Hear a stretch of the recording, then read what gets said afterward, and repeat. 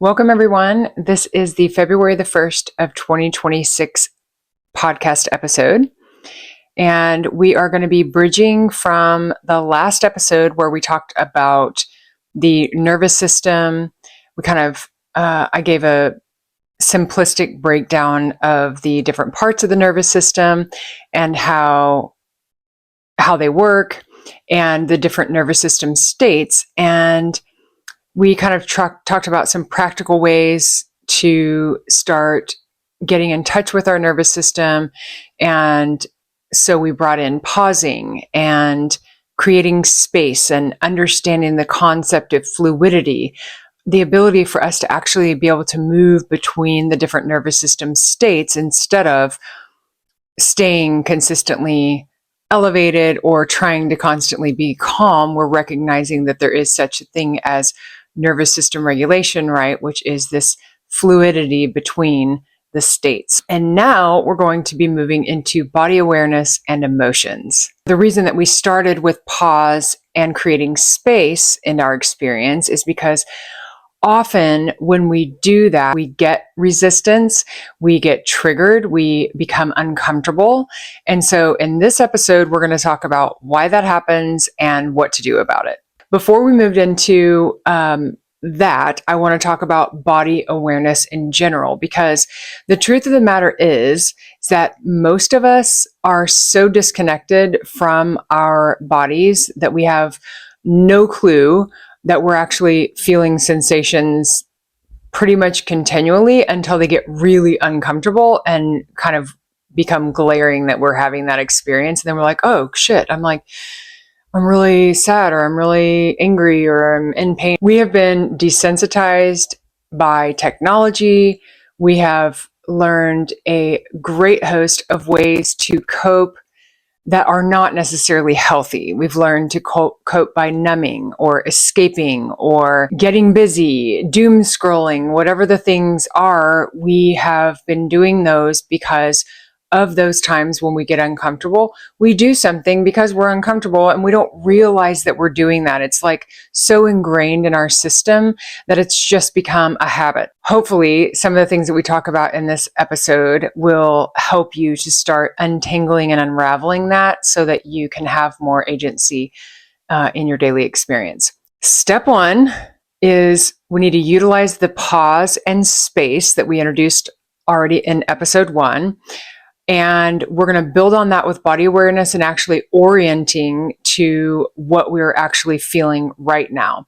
And I have a meditation in my community, which is on the School platform, SKOOL. The community is called The Calm Within, and I've got a meditation tab in there where I have this meditation, and it's called the True Essence Meditation.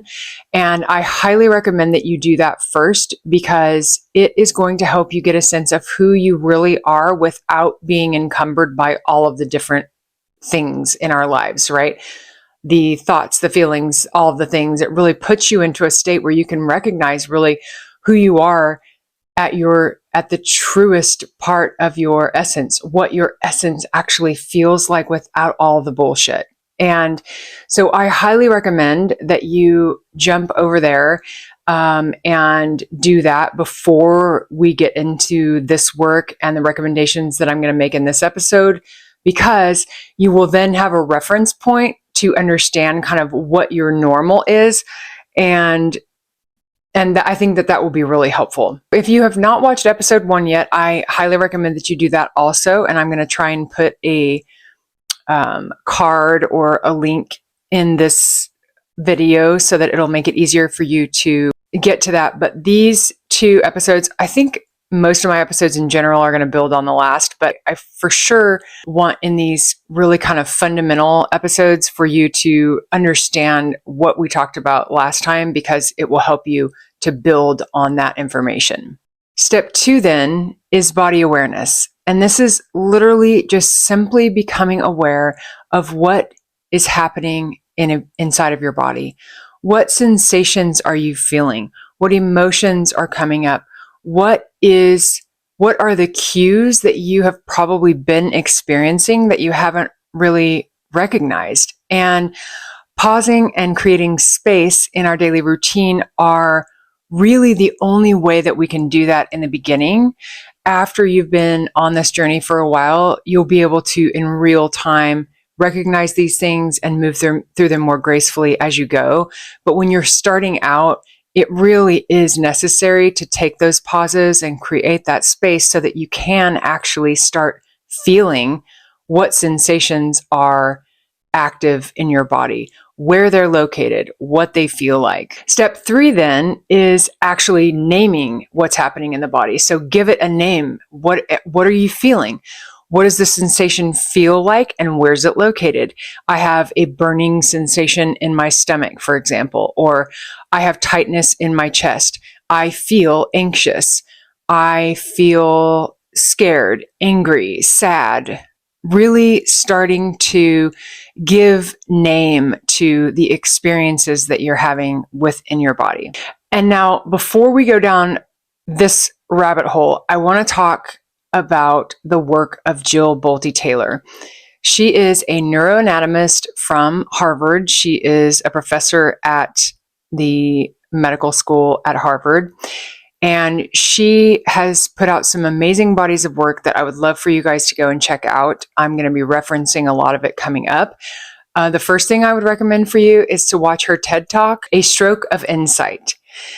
It's an incredible TED Talk about her having a stroke at age 37 and being a neuroanatomist at the time. She had all of this wealth of knowledge to pull from, and she was able to articulate the experience that she was actually having and recognizing the difference between the hemispheres of her brain and what was going on and what the results of it were. It's astonishing to watch. She's an amazing speaker, and I really highly recommend that you go and watch that. She also wrote a book, A Stroke of Insight, which is based on the same thing, but she goes into great detail about the experience. And then thereafter, for 8 years, she had to recover because she couldn't walk, talk. She wasn't able to recall any memories from her life. It's a really fascinating story, and I highly recommend that you check that out.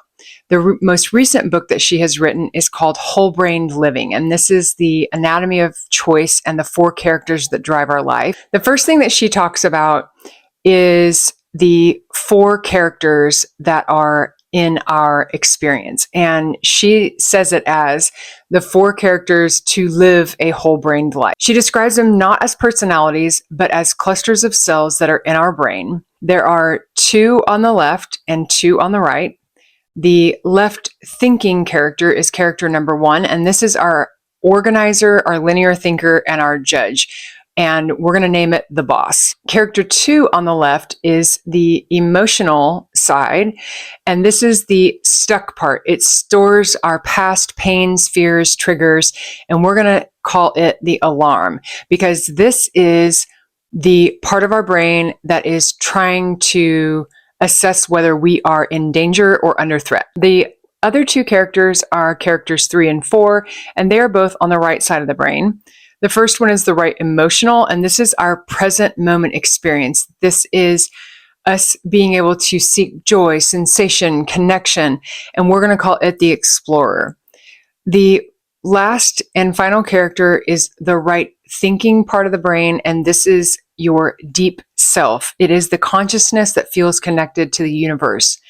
That is the ability to be one with everything and not be separate from everything like we have the ability to in the left side of our brain. And the reason that I'm bringing these characters up is because later on, as we go through this talk, we're going to start talking about ways that we can have agency over what we are feeling and experiencing.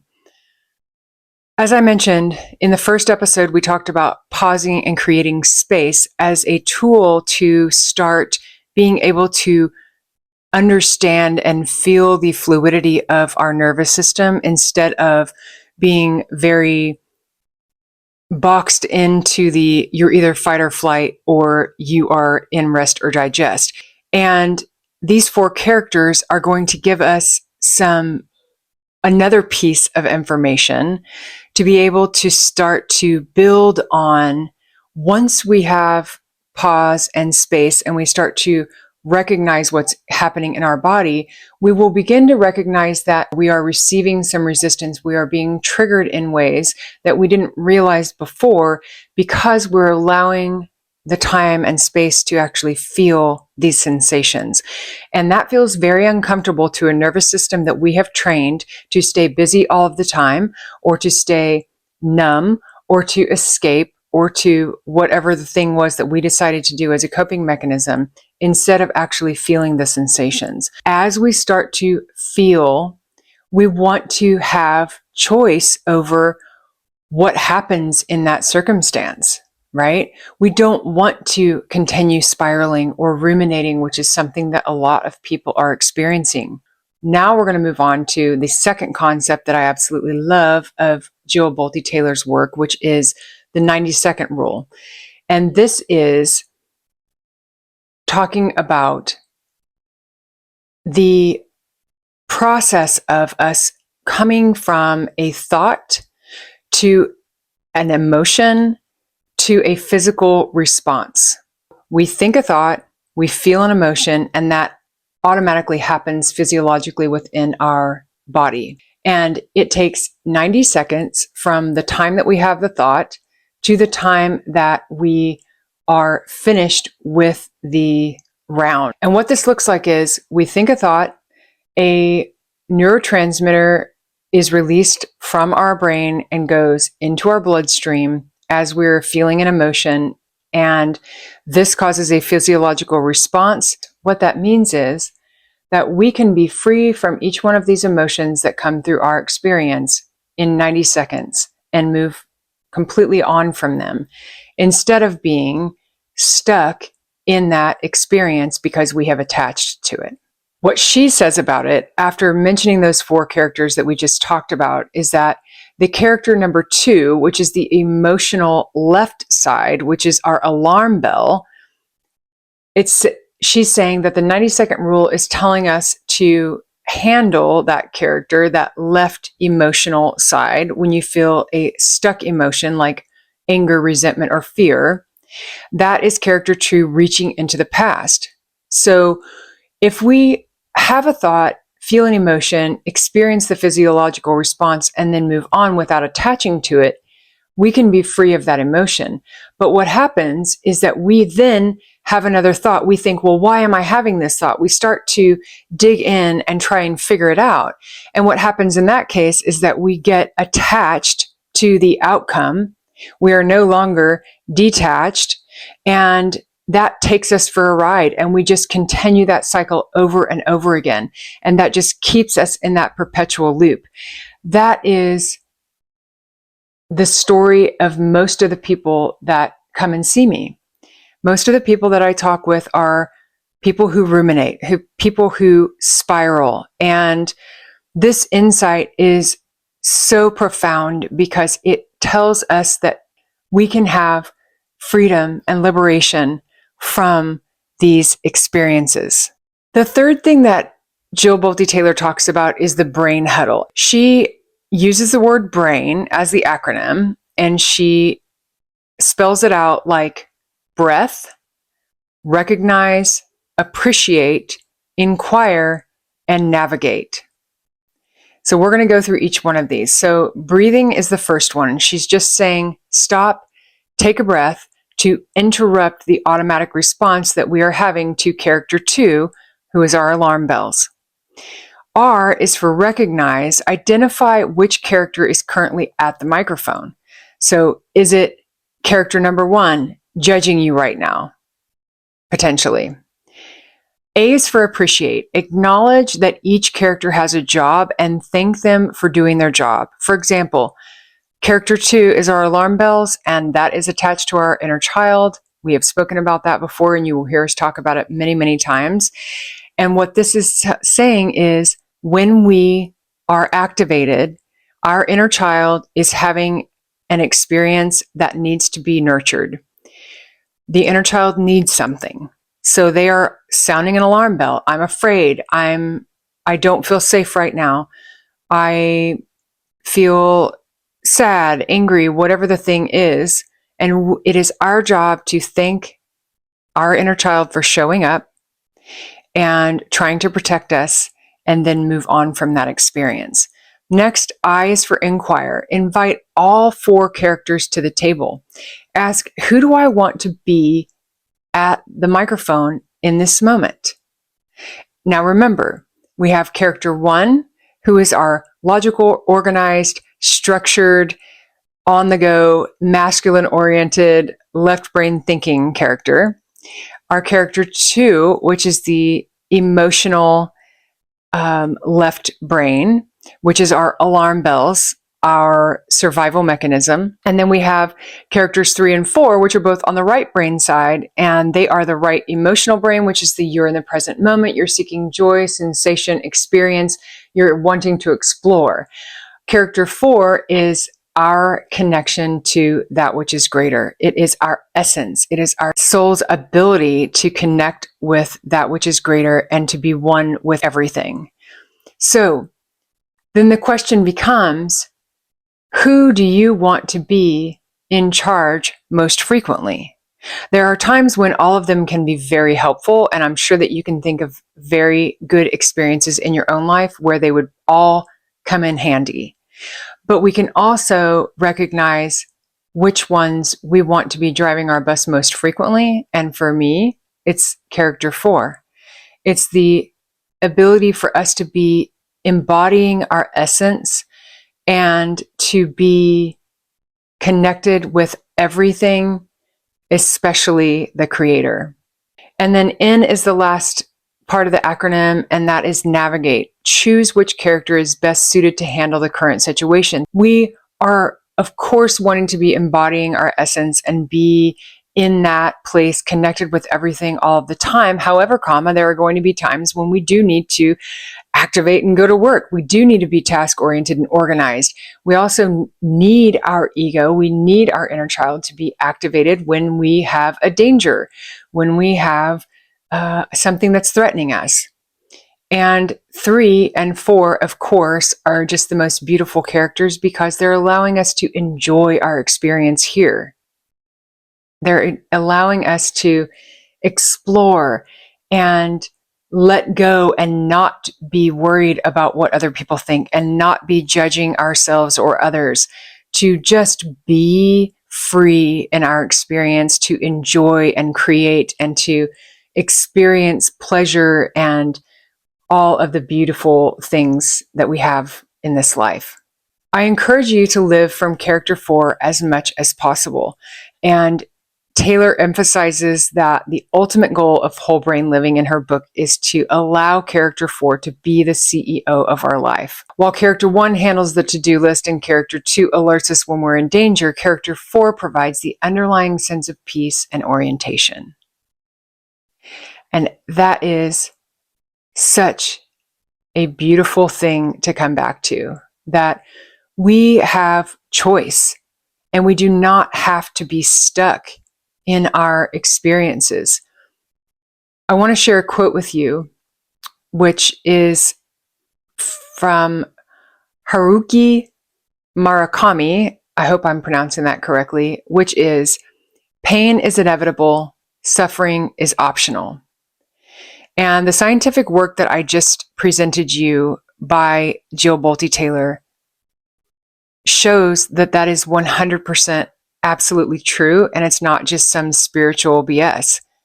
We literally have flexibility in our nervous system, flexibility in our ability to show up differently, to choose differently, and to be able to choose to do the work, to take the time to pause and to allow space to come into our experience and to choose who we want to be at the table. Who do we want to be running our experience? For me, it's very clear.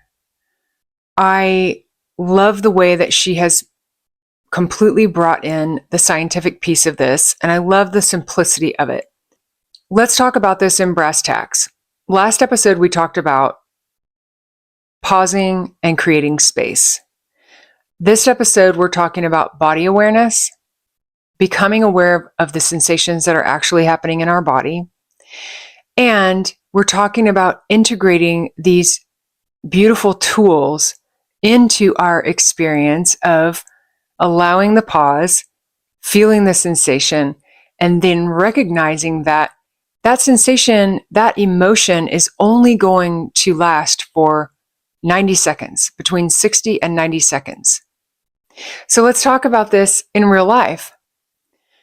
When you have a sensation that comes to your body and it helps you to understand that you're having some sort of an emotion, the most important thing to do first is to name the emotion. And that is because that actually impacts the brain. We are neuroplastic, meaning that we can reroute the neurology of our brains. We can change habits. We can stop doing things and start doing things. We can create new habits. And all of that comes down to us recognizing this 90 seconds that we have, right? 90 seconds for this emotion to move through us. Set a timer on your phone if you have to do that, to remind yourself several times throughout the day. Just sit for a second and decide, what am I feeling? What am I feeling that feels outside of my true essence? What feels outside of that? What feels less than good? Okay, well, I have a this here and I have a that here. I'm feeling an upset stomach. I'm feeling flutter in my chest. I'm feeling a lump in my throat. What emotions are tied to those sensations? Name the emotion. And as we name that and we actually allow ourselves to feel the emotion, we are doing several things. We're not just allowing it to move up and out of us, but we are changing the way that we look at things, and that changes the way our brain functions. It creates new neural pathways so that our brain is used to, for 40 how many ever years or however old you are, you've been doing these things for all that time. It's not just going to change overnight. It's not just going to up one day and be like, okay, I think we're going to stop doing this. No, it's going to keep alarming you every single time you get triggered about whatever the thing is, because it's been doing that for so long. So in order to change that, we have to stop it, pause. We have to recognize, okay, what's happening? What sensation am I feeling in my body? What emotion is being evoked? And then we have to allow it that time for that neurotransmitter to move through our bloodstream and clear, and then we can move on. We're setting timers on our phone if we need to be, to remind us to gain this awareness, to see what sensations and emotions we're actually feeling. And then we're going to allow that 90 seconds to take place. In practical terms, if you are in a real life situation and you get triggered, excuse yourself to go to the bathroom. Go take a phone call. Go do whatever the thing is that allows you the time and space in that moment to let that clear. Because I assure you, if you are a leader, for example, and you are leading a crew and you get triggered by something or someone, and you continue down that path, telling them whatever you were telling them, the energy that is behind that is completely different than the energy that would be behind someone who was grounded and centered, who had allowed the emotion to pass, and who was presenting the information to their team in a much more calm and grounded way. That translates so differently for people. If you're in a conversation with someone and you feel body sensations coming up that feel uncomfortable, there is absolutely nothing wrong with you excusing yourself from that conversation and coming back and moving forward in a different way. This is how we start to navigate life more gracefully. This is how we gain fluidity. And this is real life experience of regulating our nervous system. We've done the pause, we've done the make space, we've become aware of what's happening in our body, naming the sensations and the emotion, taking the 90 seconds to then allow that emotion to move through our system. And then we go into the space where we can use the brain huddle, where we can say, okay, who do I want to show up here? And I'm going to make that choice right now. And lastly, this is very much in line with being engaged but detached to circumstances. When we are dealing with something that is challenging, for example, if someone is having a problem, and we are typically a people pleaser or someone who martyrs ourselves or what have you, there's a couple ways that we can go about this.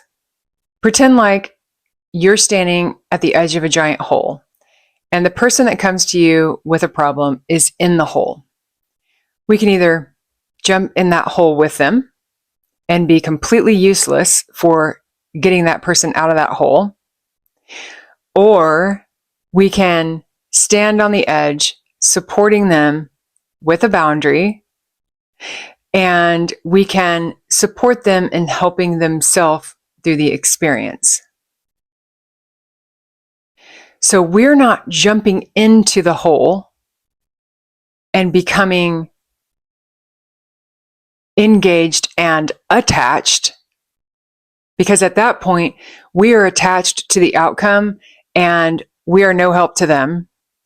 But if we stay from a boundaried distance and maybe offer help, maybe not, but in this case, if we were offering help, we're helping them support themselves out of the situation. And we are not attached to the outcome. We are not attaching to what may happen to them. We are offering assistance, and what they do with the assistance is completely up to them. And we are staying detached. So we can engage with people and we can sit with them and we can feel with them. We can keep a secure boundary around ourselves energetically, so we are not taking on what they are bringing to us, but we are just being a very good active listener. And then we do not attach to the outcome. Whatever happens, happens, but it isn't ours. We are engaged but detached. And that is bringing this all back around what Jill Bolte Taylor is saying. We can be engaged in our lives, but we do not have to be attached to all of the cords and all of the stories and the experiences. When we have a quote unquote negative emotion or a lower vibration emotion that comes through, guilt, shame, fear, whatever, it isn't the fact that we're having the emotion that's the problem. It's that we're attaching to the story that comes along with that thought and that emotion, right?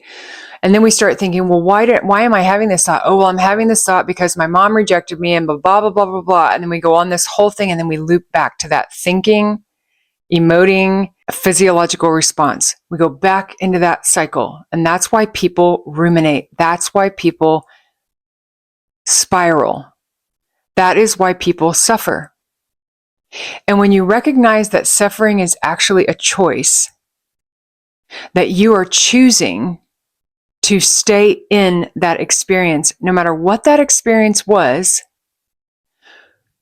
you are now separate from that experience. You are now all of these years past that, but you're allowing thoughts of that to take you back to that place and keep cycling in that loop of suffering. And when you realize that you have the ability to be free and liberated from that experience, why wouldn't you choose that? Why wouldn't you choose to be engaged but detached? Why wouldn't you choose to have the pain, allow it to move through you, and then move on with your life instead of going into the loop of suffering?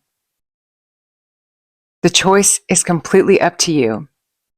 I will be back again February the 15th, but until next time, Take care of yourselves first and then each other.